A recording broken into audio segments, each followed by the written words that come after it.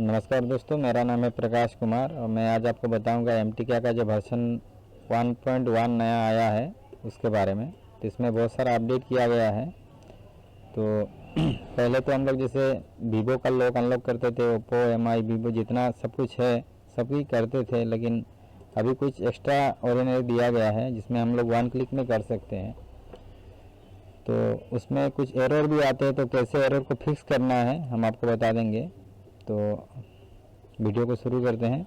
तो आपको देखिए, जैसे यहाँ पे जो मेन काम तो हम लोग का यहीं से करते हैं। तो यहाँ पे जो इरेज डाटा जो लिखा हुआ है, अगर मान लीजिए कोई सेट पैटर्न में आ गया, आपको पैटर्न पिन जो भी है पासवर्ड है उसका, तो आप उसको यहाँ से करेंगे तो ये काम हो जाएगा। लेकिन ये करते हुए कभी कभी एरर भी आ जाता है, उसके बारे में भी हम बात करेंगे कि वो एरर कैसे फिक्स होता है। ठीक है, तो अगर उसके बाद आपका FRP आ गया या फिर जीमेल जो बोलते हैं जीमेल आ गया, तो जीमेल को भी ऐसे आप FRP रीसेट बोलते हैं, उसको रीसेट FRP वो करेंगे तो आपका हो जाएगा। लेकिन ये करते टाइम भी कभी कभी एरर आ जाता है, ठीक है ना। तो उसके बाद सेव फॉर्मेट है।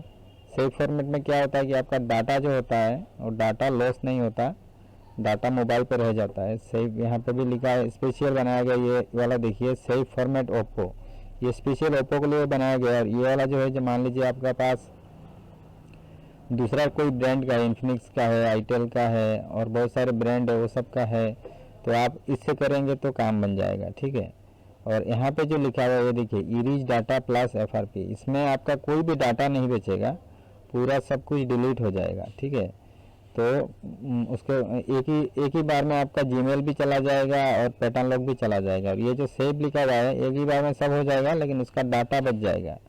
यहाँ पे फिर से लिखा हुआ है, ये देखिए सेव फॉर्मेट FRP, ये ओप्पो के लिए। अगर कोई एरर आ जाता है तो आप इस मेथड से ट्राई कर सकते हैं। ठीक है, उसके बाद ये आ जाता है फिक्स रिकवरी। फिक्स रिकवरी क्या होता है कि कभी कभी हम लोग सॉफ्टवेयर करते हैं या फिर कोई अपडेट आ जाता है, तो सेट जब आप ऑन से ऑफ करेंगे तो उस टाइम पे क्या होता है कि सेट में कोई एरर आ जाता है, रिकवरी मोड में चला जाएगा। तो उसको रिकवरी को फिक्स करने के लिए, मतलब ये वाला है, आपको मोबाइल को ऑफ करना पड़ेगा। ऑफ करने के बाद जैसे आप लोग फ्लैशिंग करते हैं या फिर अनलॉकिंग करते हैं, उसी तरह आपको ये करना पड़ेगा। ठीक है, तो अब इसमें मैं जो बता रहा था, जैसे अब ये करते हुए अगर एरर आ गया तो आप क्या करेंगे। एरर को तो सॉल्यूशन है, उसके बारे में आपको सही जानकारी होना चाहिए। तो सही जानकारी के लिए आपको एक चीज़, उससे पहले एक चीज़ समझना होगा कि अभी मान लीजिए बहुत सारा मोबाइल पे सॉफ्टवेयर अपडेट हर मोबाइल पे आता ही रहता है। वीवो बोलो, MI बोलो, सैमसंग बोलो, कुछ भी बोलो, सब में अपडेट आता है। तो उसमें यहाँ पे देखिए ये वाला ऑफ रहता है, इसको आप ऑन करेंगे तो यहाँ पे देखिए, जैसे इन्फिनिक्स का वर्जन 1, वर्जन 2 और वर्जन 3 है। ठीक है, तो वर्जन 1 को आप मान लीजिए सबसे मतलब डाउनग्रेड पुराना वर्जन का है। वर्जन 2 मान लीजिए कुछ दिन 3-4 महीना पहले का है। ठीक है, और ये जो वर्जन 3 है ये वाला एकदम लेटेस्ट वर्जन है। तो ये लेटेस्ट वर्जन में काम करेगा। तो अभी आपको पता कैसे चलेगा, मोबाइल तो लॉक होगा, आपको कुछ समझ में नहीं आएगा कि ये कौन सा वर्जन का है। और आप अगर उसमें कभी कभी कुछ वीवो के मोबाइल में ज़्यादातर हो रहे हैं, अगर आप बिना वर्जन चेक किए, जैसे वीवो का भी मिलेगा यहाँ पे देखिए, तो अगर बिना वर्जन चेक किए आपने कुछ इरेज डाटा कर दिया, FRP कर दिया, तो हो सकता है सेट परमानेंटली डेड हो जाए। फिर उसको ये टूल से और नहीं होगा, उसको अब UEFI बॉक्स चाहिए, मतलब बहुत लफड़ा है, सेट को खोलना पड़ेगा, फिर उसका जो MMC IC है उसको उठाना पड़ेगा, फिर जाके बनाना पड़ेगा। बहुत दिक्कत में पड़ जाएंगे। मोबाइल तो बन जाएगा लेकिन बहुत दिक्कत में पड़ जाएंगे। ठीक है ना, तो आपको पता कैसे चलेगा। मान लीजिए आपके पास कोई इन्फिनिक्स का ही, मान लीजिए अभी वीवो का ही बात कर लेते हैं। ठीक है, वीवो का मैं बोल रहा था, तो अब जैसे वीवो का मैं बोल रहा था कि वर्जन 3 है, तो वर्जन 3 में आप क्या करेंगे, यहाँ पे पार्टीशन पे जाएंगे और यहाँ पे जो बूथ दिख रहा है इसको आप क्लिक करेंगे। तो बूथ पे जब क्लिक करेंगे तो यहाँ पे इंफॉर्मेशन पूरा आएगा और यहाँ पे जितना पार्टीशन है उसका सब आ जाएगा। यहाँ पे अगर एरर आता है तो आप मान के चलो, सेट तो कुछ नहीं होगा। यहाँ पे अगर एरर आ जाता है तो आपका यहाँ पे अगर काम करेंगे तो नहीं होगा, मतलब वर्जन 3 का बात बोल रहा हूँ। तो वर्जन 3 में मैक्सिमम हो जाता है, वर्जन 2 1 में करेंगे तो ऐसा प्रॉब्लम होगा, क्योंकि सारे सेट तो अभी अपडेटेड आएंगे ना। तो आपको मान लीजिए ज़्यादातर वर्जन 3 में ही रख के काम करना पड़ेगा। ठीक है, जो कंपनी का मोबाइल आएगा। तो यहाँ पे जब पूरा सक्सेस दिखाएगा आपका रिपोर्ट, जब हम इसको बूट करेंगे और प्लस माइनस दबा के जब मोबाइल को लगाएंगे तो यहाँ पे आपको दिखाएगा। अगर पूरा रिपोर्ट इसका आता है, कोई एरर नहीं आता है, तो यहाँ पे भी पार्टीशन सब दिख जाएगा आपको। तो आप समझ जाइए कि मतलब यहाँ पे आप अनलॉकिंग कर सकते हैं, कुछ भी कर सकते हैं, ठीक है ना। तो उसी तरह सेम मेथड सब में आता है। जैसे ये यहाँ पे वीवो का है वर्जन 1, 2, 3 है, उसके बाद ओप्पो का है वर्जन 1, 2 है, फिर आपका ये देखिए इन्फिनिक्स का है, ठीक है ना। तो ये सारे आप कर सकते हैं। और एक चीज़ है, मैनुअली कुछ भी होता है तो जैसे मैनुअली में आपको ज़्यादातर समझ में नहीं आएगा। ये देखिए जैसे यहाँ पे मोटोरोला, ओप्पो, रियलमी है, तो आपको आप समझ लीजिए आपके पास ओप्पो का मोबाइल आया है, तो ओप्पो आप खोलेंगे तो ये देखिए ज़्यादा मॉडल नहीं है, कुछ ही मॉडल है आपके पास। ये देखिए अब इतना मॉडल है। अब आप मान लीजिए F5s देख रहे हैं, लेकिन वो तो कोई दूसरा मॉडल लेकर आया है, तो आपका काम नहीं बनेगा। आप सोचेंगे इसमें नहीं होगा, लेकिन होता है। तो कैसे होता है वो भी हम आपको बताएंगे। उसके बाद मान लीजिए ये रियलमी का है, रियलमी देखिए 3 ही मॉडल है। अब उतना रियलमी कंपनी ने कितना सारा सेट बना कर रखा है, तो आप ये 3 मॉडल लेके क्या करेंगे, तो उसको भी तो बनाना है। और सबसे बड़ी मेन बात, ये जो लिखा हुआ है MTK, ये ओनली MTK चिप के ऊपर काम करेगा ये टूल। बाकी SPD, कैलकॉम जितना है ये सब में कोई काम नहीं करेगा। आप कुछ भी कर ले, इसमें कुछ होगा ही नहीं, ठीक है ना। तो यहाँ पे ये सारे मॉडल पे मत जाइए। आगे कोई भी सेट आ जाता है, मान लीजिए वीवो का हो, ओप्पो का हो, तो ये ट्रिक को बंद कर दीजिए। यहाँ पे बूट कीजिए डायरेक्ट पहले। अगर यहाँ पे सारा इन्फॉर्मेशन आ जाता है तो आप डायरेक्टली, मतलब इसको बोलते हैं यूनिवर्सल मेथड, ठीक है। यूनिवर्सल मेथड में क्या होता है कि आपको कुछ सेटिंग नहीं करना पड़ता, ऑटोमेटिक सब कुछ होता है। अगर सिक्योरिटी उसका लो होगा तो यहीं से आपका काम हो जाएगा। अगर सिक्योरिटी ज़्यादा हाई हो जाता है तो हम लोग यहाँ से उसको मैनुअली करते हैं, ताकि सेट डेट भी ना हो और लॉक भी खुल जाए। तो इसीलिए मतलब सबसे पहले आपको जानना पड़ेगा कि किसको किस मेथड में करना है।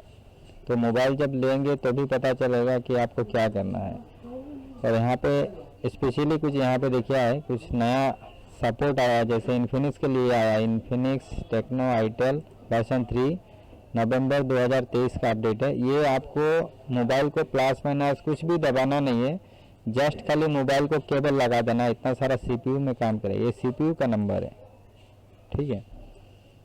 यहाँ पे भी कुछ ऐड किया हुआ है। हेल्थ चेक कर सकते हैं आपका, जैसे EMMC का एक हेल्थ चेक होता है, तो आप मोबाइल उसका हेल्थ चेक कर सकते हैं। फिर MI का जो कुछ पहले एक प्रॉब्लम आता था, ये तो MI का मेनू वर्जन दिया हुआ है 14, ठीक है। अभी मान लीजिए MI का कोई लॉक है, MI अकाउंट है, तो अभी आप क्या करेंगे, उसको MI अकाउंट अनलॉक करेंगे। यहाँ पे देखिए, यहाँ पे लिखा हुआ है MI अकाउंट अनलॉक हो गया, कस्टमर को दे दिया। अभी क्या करेगा, जब भी वो नेट कनेक्ट करेगा उसमें फिर से MI अकाउंट आ गया, तो आपका लॉक खोलना बेकार हो गया। तो उसके लिए यहाँ पे जो लिखा हुआ है रिलॉक सर्विस, यहाँ पे देखिए MI रिलॉक फिक्स, ठीक है। ये वाला करके अगर करेंगे तो आपका जो मतलब नेटवर्क आने के बाद में जो लॉक ऑटोमेटिक हो जाता था, वो वाला और कभी नहीं होगा।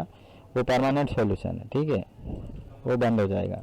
उसके बाद वो नेट चलाए कुछ भी करे, आपका फिर से MI लॉक नहीं दिखेगा। और वो जो मैंने पहले बताया था कुछ सेफ फॉर्मेट के बारे में, ओप्पो का, वीवो का, वो जो डाटा बच जाता है वो वाला, वही सब ये सब लिखा हुआ है, मैंने पहले बता दिया है। और यहाँ पे और एक चीज़ देखिए, ओप्पो का, जैसे हम लोग कोई फुल फ्लैशिंग जब करते हैं, तो फुल फ्लैशिंग में क्या होता है कि फ्लैशिंग करते टाइम मान लीजिए कोई एरर आ गया या फिर फुल फ्लैशिंग हो गया, ऑन करेंगे तो क्या होगा, DL एरर बोल के एक ऑप्शन आ जाएगा। यहाँ पे जो लिखा हुआ है जैसे DL एरर, ठीक है, वैसा ही आ जाएगा एक कोने में।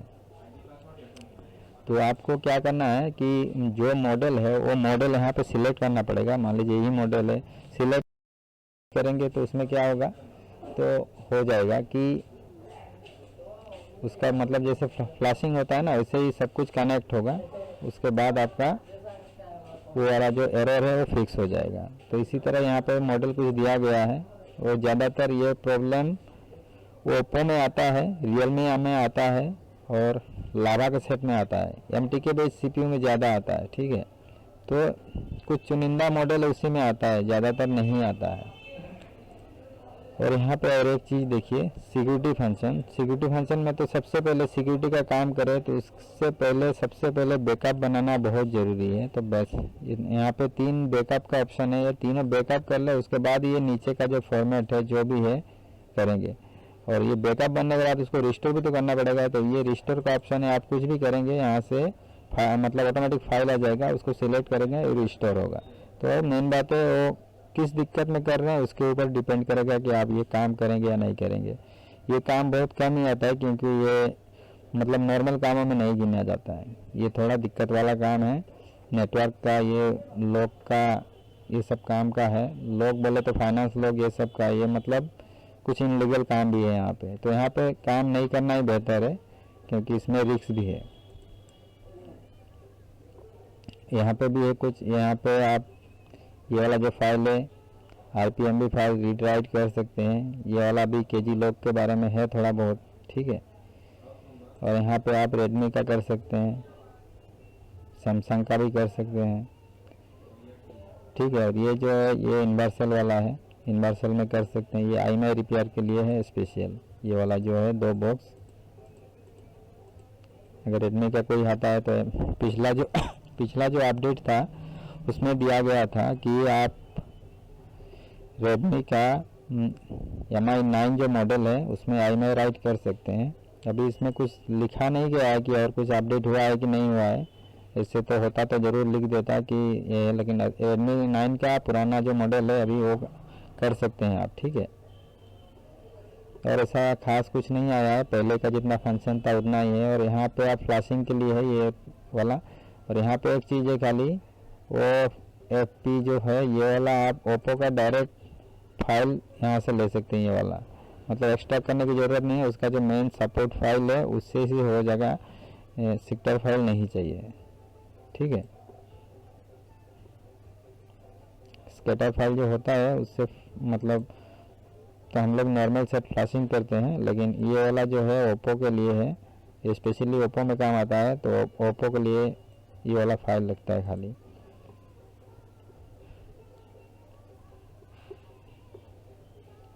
और बाकी जितना है सब पुराना फंक्शन है, ऐसा नया कुछ नहीं है। अभी बाकी आप सेट आएगा तो ही समझेंगे कि किसको क्या करना है। और किसी भाई को कुछ समझ में ना आया तो हमें कमेंट कर सकते हैं, तो मैं आपको जानकारी दे दूंगा पूरी तरह से। और अगर ये टूल भी चाहिए तो आप हमसे कांटेक्ट कर सकते हैं, ये टूल्स हम सेल भी करते हैं।